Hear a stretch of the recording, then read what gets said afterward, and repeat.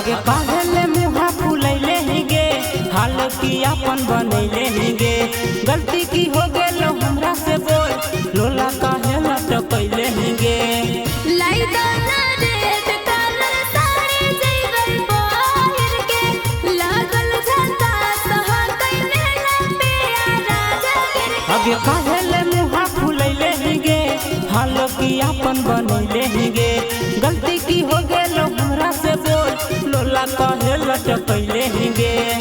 लाई दो ना रेड कलर साड़ी जइबै बाहर के लागल झंडा सह कइने ला प्यारा जगर के समझ लो।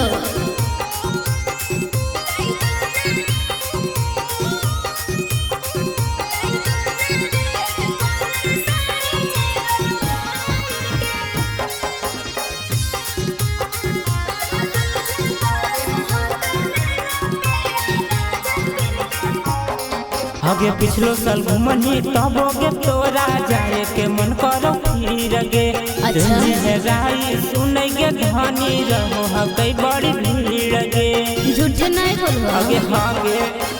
अपने जहाँ को देखे ले पिया राजा में थिएटर जी जब हम कहियो सुना हो पिया हो जहाँ को बड़ा मेटर जी आगे काहे लहला की पागल लगे मेला की जहाँ कई भागा लगे आबे दे पैसा घुमा दे तोरा कुछ दिन में हाको की लागा लगे लाई दो ना रेड कलर साड़ी जइबै बाहर के लागल झंडा सह कइने ला प्यारा जगर के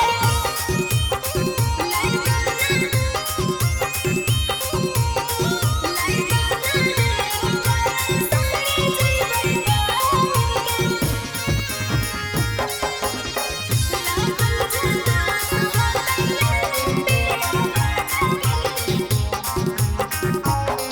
आगे मेला ले जइबो झूला झूलेबो देखैबो थिएटर के सीन गे हाँ जी। कुछ दिन जहुरी रुकै गे धनी मेला रहैती सब दिन गे उता जानो ही